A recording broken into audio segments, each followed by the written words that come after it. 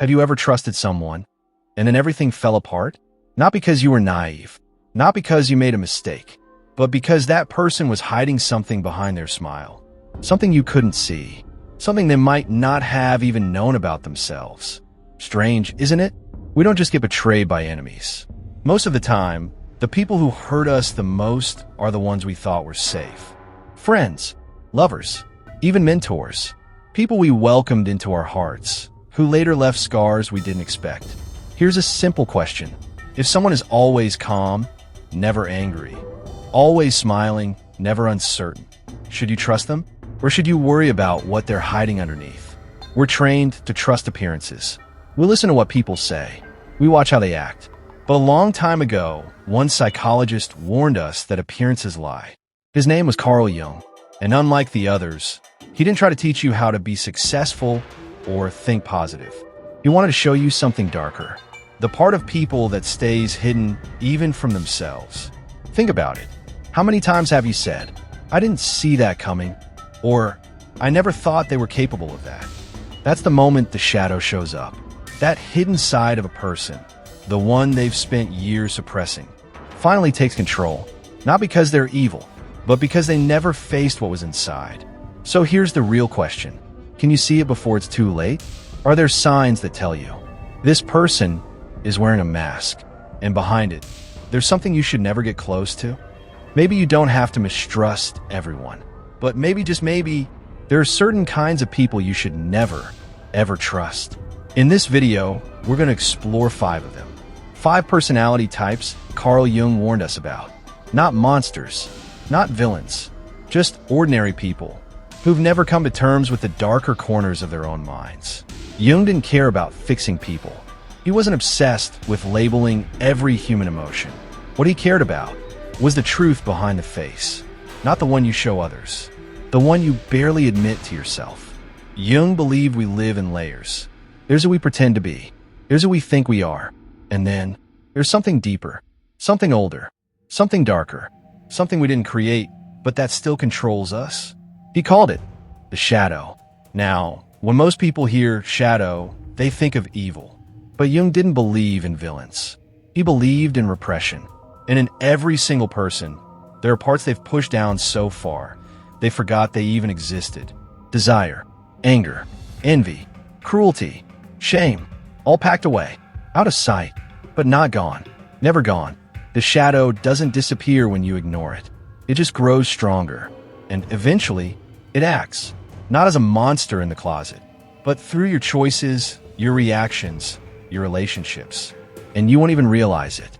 Jung said, if you don't face your shadow, you will become its puppet. That alone explains so much, doesn't it? The friend who explodes out of nowhere. The partner who cheats but says they never meant to. The leader who preaches virtue until you see what they do behind closed doors. But it doesn't stop there. Jung also talked about the persona, the mask. Every one of us wears one. It's the version of ourselves we present to the world. Nice, kind, rational, in control. But here's the catch. The stronger the mask, the more dangerous the shadow behind it. You've met them before, haven't you? The people who are too polite, too perfect, too spiritual. They seem flawless until they don't. And when the mask slips, you don't just get confused. You feel betrayed. Because what you thought was real was just an act. And the shadow, it had been there all along. But Jung didn't stop at just diagnosing the human soul. He also believed we inherit something deeper. A kind of ancient memory, a blueprint of human behavior. He called it the collective unconscious. Inside that, there are characters, patterns he called archetypes.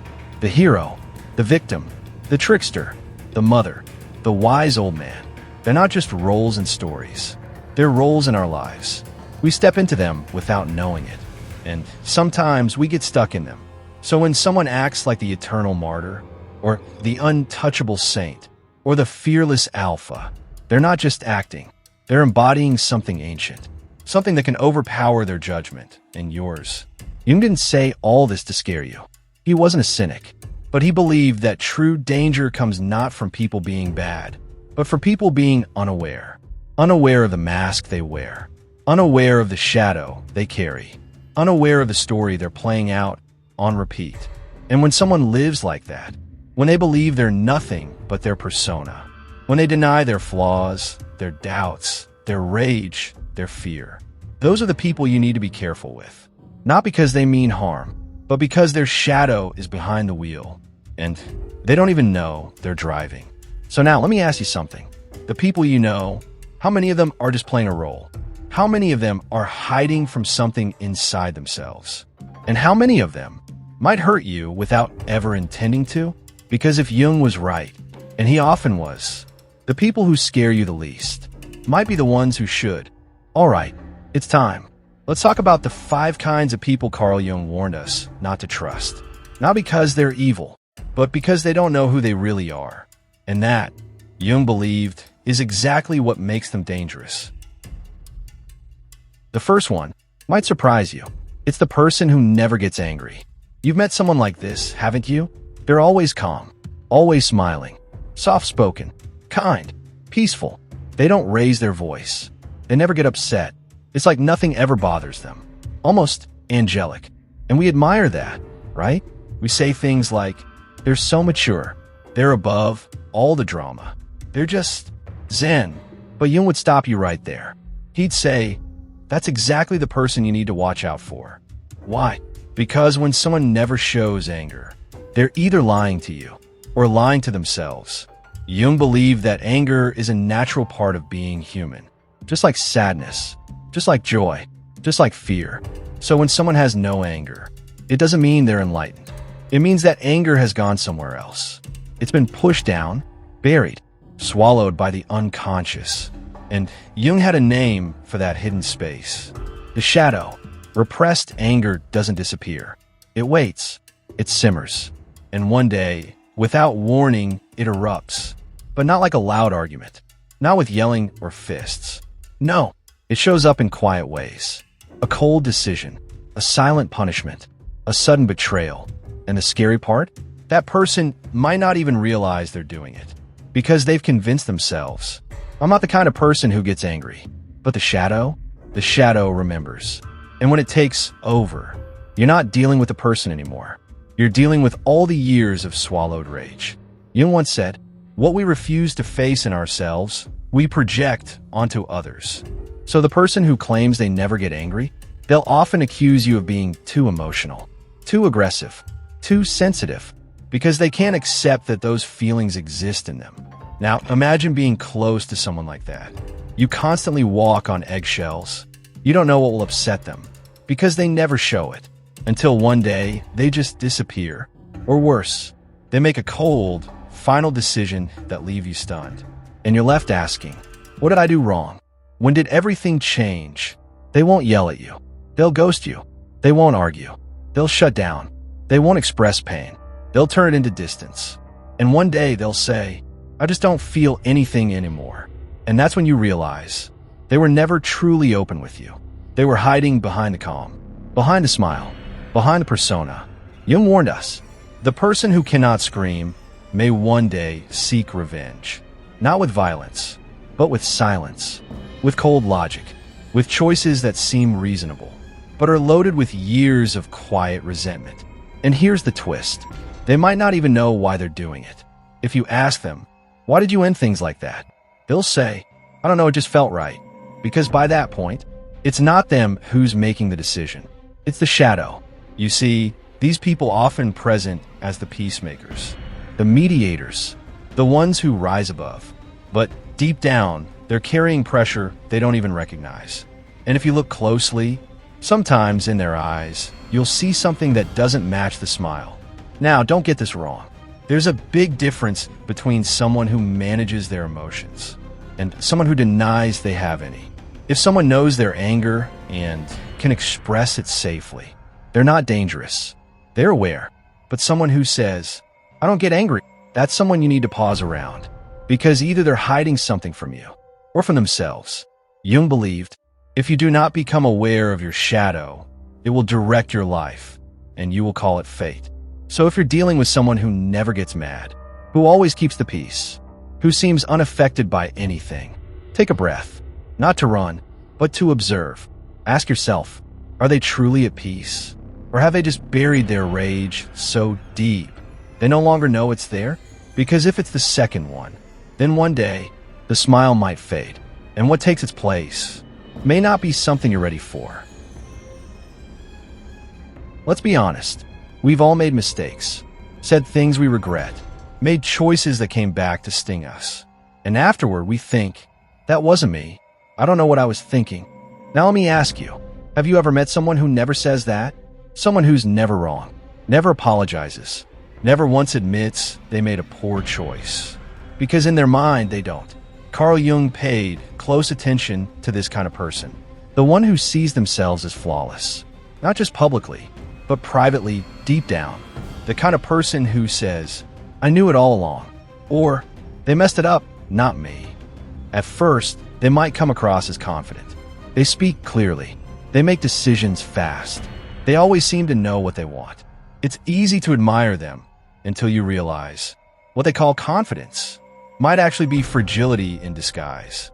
Jung believed that everyone wears a persona, a mask we show to the world. But the moment someone believes they are the mask, that's when the real danger begins. Because if someone sees themselves as complete, then anything that challenges that image is a threat. Even something as small as, hey, that hurt my feelings. Or, maybe you could have handled that better. To them, that's not feedback. That's war. That's an attack on their entire identity. Why? Because admitting fault, even once, would bring the whole structure crashing down. And to avoid that collapse, they'll do anything except look in the mirror. These people often seem strangely calm. Not a peaceful kind of calm, a controlled kind. It's not grounded in self-awareness. It's built on tension. Because if they let go, even for a second, they might have to face what they've been hiding. They become observers, analysts, even advisors, always ready to give you feedback, always dissecting your behavior. But when it comes to themselves, they're untouchable. Jung said, he who cannot confront his own shadow sees it in others. This kind of person is always surrounded by dysfunctional people, always the sane one in the group, always spotting flaws, drama, or chaos, but never questioning their own part in it. They live in a world of mirrors, but only look outward, never inward. Being in a relationship with someone like this can feel like being slowly erased, because you start to doubt yourself. You second-guess your emotions. You apologize for things you didn't even do. And they remain firm, unmoving, untouched. And here's the twist. Many of these people are intelligent, high-functioning, even successful. But that success becomes their prison. They've built a perfect identity, and now they're trapped inside it. They can't admit weakness, because weakness would prove they're human. And they've spent years convincing themselves there's something more than that. Let's break it down. Imagine you're in a relationship with someone like this. You make a mistake, they correct you. You express a need, they explain why it's unreasonable. You bring up something that hurt you, and they say, you're overreacting, or I'm just being honest, or I was trying to help. Sound familiar? You begin to realize their version of help has nothing to do with understanding, and everything to do with being right. You're no longer in a relationship. You're in a performance, a stage where their perfection plays out, and your role is to reflect it. Jung said, wholeness is not about perfection. It's about embracing our humanity. But someone obsessed with being perfect, they can't afford to be human. And when you're with them, they'll slowly convince you that your humanity is the problem. The most dangerous part? They'll make you believe that you need fixing, that your reactions are flawed, that your doubts are proof of your weakness. And because they're so sure of themselves, you'll start to believe them. That's the moment you lose your center. You stop trusting your own perception, and you begin adjusting, not for growth, but for survival. With someone who believes they're always right, there's no room for you. There's only room for their reflection. So the next time you meet someone who seems completely certain of who they are, who never apologizes, never doubts, never questions themselves, don't admire them too quickly, because what you're seeing might not be confidence. It might be fear, not the kind that shakes hands, but the kind that hides behind a perfect smile and silently destroys everything that doesn't fit the script. Have you ever met someone who's always the victim? No matter what happens, they're the one who's been wronged, always misunderstood, always let down by others. At first, you probably feel sympathy. You think, wow, they've been through a lot. Or, why are people always so unfair to them? But slowly, you start to feel something heavier, something you can't quite name, like a pressure, like emotional weight that wasn't there before. Because every time something goes wrong, they never ask, what did I do? They always say, see, this always happens to me. Or, I was just trying to be nice, and they turned on me. Carl Jung believed that this mindset, this emotional pattern, isn't random. It's not just bad luck. It's a deep psychological strategy. It's the decision, conscious or not, to never take full responsibility for your emotions. Because when someone always plays the victim, everything becomes someone else's fault. And when nothing is ever their fault, they never have to change. They never have to grow. Jung warned, he who cannot see his own role in his suffering will remain forever trapped in it. Now here's the strange part. Being a victim can actually give someone a certain kind of power. Sounds backwards, right? But think about it. If I'm a victim, you owe me something. You owe me guilt. You owe me comfort. You owe me attention. And over time, this turns into control. Silent control. The person playing the victim starts shaping how others behave, how much they give, how careful they speak, how responsible they feel for someone else's emotional state. And in that dynamic, the victim doesn't just avoid responsibility. They build their identity around it. It becomes who they are. And once something becomes part of your identity, you'll fight to protect it, even if it's hurting you. Jung believed that true healing comes when we face the parts of ourselves we've tried to ignore. But the chronic victim can't do that, because looking inward means asking hard questions. Questions like, did I allow that boundary to be crossed? Did I make a choice I didn't want to own? Have I been hiding behind my pain instead of learning from it? And that kind of honesty, it threatens the entire structure they've built. When you're close to someone who lives in that pattern, you start to feel like no matter what you do, you're doing it wrong. The more you help, the more drained you feel. The more you care, the more you're blamed. And slowly, you're not just supporting them, you're being pulled into their story. Their suffering becomes your burden. Their wounds become your guilt. Jung described this as one of the most dangerous dynamics in human psychology. The victim-rescuer cycle, because both people lose themselves in it. The victim becomes dependent. The rescuer becomes exhausted, and the relationship becomes toxic. Worse yet, if you ever suggest that they played a part in their own pain, they push back, they deny, they lash out, because to them, that's not a conversation. That's betrayal. It's a threat to the story they've been telling themselves, maybe for years. And that story is everything. So what do? You don't fight. You don't try to fix them. You pause. You look at your role, your responsibility, and you ask the only question that really matters. Am I part of this because I want to be, or because I'm afraid not to be? Jung said, there is no light without shadow, and no wholeness without self-awareness. A person trapped in victimhood will never reach that light. Not because they're not worthy of it, but because they've decided the darkness is safer. If you're in a connection with someone who always feels wrong, who never owns their part, who makes you feel like you're constantly walking on emotional landmines, take a breath and ask yourself, what does this story end? And more importantly, do you still want to be a character in it?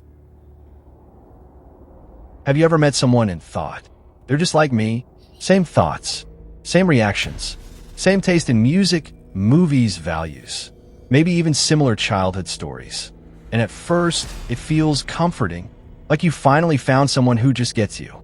No need to explain, no need to filter anything. You just click. But Jung offered a subtle warning about that feeling. He believed that when someone mirrors you a little too well, you may not be seeing them at all.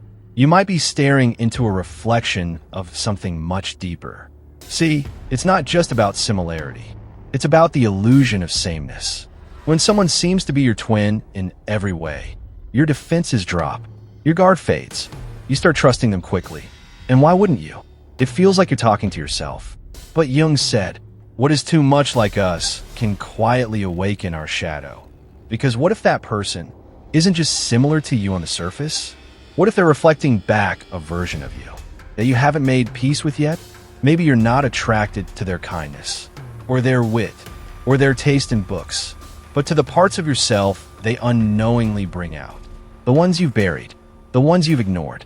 Sometimes the people we feel most drawn to are the ones who carry our unlived lives, the dreams we left behind, the voices we silenced, the chaos we feared. And when those parts show up on someone else's face, we're fascinated, but that fascination can blind us because it feels like truth, but it might just be projection. Jung once said, "We either admire in others what we deny in ourselves, or condemn what we secretly fear is true." So when you meet someone who feels too familiar, pause. Ask yourself, what part of me are they waking up? Is this connection helping me know myself better? Or is it pulling me into a loop I haven't escaped yet? Because here's what happens. When someone feels that familiar, your sense of boundaries can blur. You don't know where you end and they begin. You start to lose track of whose thoughts are whose choices are whose. You begin to feel fused, and that fusion, though it might feel like intimacy, can quietly lead to disconnection from yourself. Not because they're bad people, not because they have bad intentions, but because you stopped looking at them and started looking through them. You stopped asking, who are they really? And instead whispered, finally, someone like me. But real growth doesn't come from sameness. It comes from tension, from contrast, from being mirrored in ways that challenge, not just comfort. So the next time someone enters your life and feels like an emotional twin, take a step back, smile, but also ask, is this resonance or repetition? Am I learning something new or just circling back to something unresolved? Because the most dangerous mirror isn't the one that distorts you. It's the one that flatters you too much to question it. Have you ever spoken to someone who just always knows? They don't pause. They don't hesitate. They don't say, I could be wrong, or I'm not sure. They speak in full stops. Clear, confident, absolute. Whether it's politics, relationships, philosophy, or morality. They're sure, always right. At first, it might feel impressive. We often admire people who seem certain. People who don't waver, don't second-guess themselves, don't get lost in hesitation. But Carl Jung would urge you to look again, because where there is no doubt, there might also be no movement, no openness, no humility. Jung believed that doubt isn't weakness. It's the beginning of growth. It's the doorway to transformation. And when someone refuses to step into that doorway, you have to wonder, what are they really afraid of? See, someone who never doubts isn't necessarily brave. They might just be terrified that if they question even one piece of their identity, the whole structure will collapse. So they build walls, sharp beliefs, rigid lines, clear enemies, everything in its place, black or white, good or evil, right or wrong. And there's no room for the messy middle, no room for complexity, for nuance, for learning. Jung once said, the person who never doubts has not begun to think, or has already given up. Because if you're truly engaged with life, with its chaos, its contradictions, its pain, how could you not doubt? The person who never doubts doesn't just live in certainty. They weaponize it. If you challenge their view, you're not offering another perspective. You're threatening their foundation. You'll hear them say, that's just the way it is. Or, you're overthinking it. Or worse, people like you are what's wrong with the world.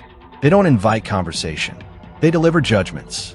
And slowly, you realize you're not speaking with a person. You're speaking with a fortress. Try telling them, I see it differently. And watch how fast that calm disappears. Because to them, disagreement isn't a chance to understand. It's an attack. And when you're close to someone like this, you begin to shrink. You stop offering your thoughts. You stop asking questions. You stop wondering out loud. Because you know, there's no space for it. They don't say, tell me more. They say, listen. And slowly, the room around them grows colder. Not in temperature, in spirit. You might admire them at first, but eventually, you feel alone next to them. Not because you're ignored, but because your doubt isn't welcome. Jung believed that doubt is the fire that lights real insight. He knew that the people who ask, "Could I be wrong?" are the ones who actually grow, not the ones who shout the loudest. Because someone who's too sure doesn't grow. They repeat. And repetition without reflection, that's stagnation. That's a slow kind of death. So when you meet someone who never doubts, who always has the answer, don't be too quick to admire them. Look closer. Is that confidence or fear dressed up in conviction? Maybe behind all that certainty is a terrified mind, desperately clinging to the one thing it believes will keep it safe, being right. But the bravest thing you'll ever hear isn't, "I know, I don't know, but I want to find out." Now that we've walked through these 5 types of people, not as villains, but as reflections of deeper patterns in human nature, one question remains, and it might be the hardest one. Have you ever been one of them? The time you swallowed your anger just to appear put together, or when you try to seem flawless because you were scared to look vulnerable, when you slipped into the victim role because it felt easier than taking responsibility, when you felt instantly close to someone just because they reminded you of you, or when you clung to your certainty because anything less would have felt like falling apart. We've all played one of these roles at some point, in some form. Jung never asked us to judge these people. He asked us to see them, to recognize the shadows, both in others and in ourselves. Because the parts we refuse to look at don't just disappear. They go underground. And from there, they pull the strings. These 5 warning signs aren't about cutting people out of your life. They're about staying awake.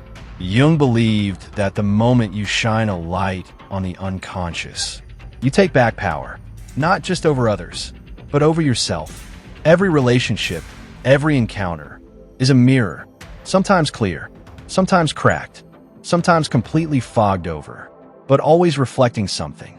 The real question is, do you have the courage to look? And if you're still here, still curious, still questioning, still looking beneath the surface, then you're exactly where you're meant to be. This space is for people like you, not to be told what to think, but to be reminded that thinking deeply still matters. So if you're ready to keep walking this road with me, to explore more, to ask more, to see more, go ahead and tap that subscribe button. Just that simple. Thanks, guys, for 6 subscribers.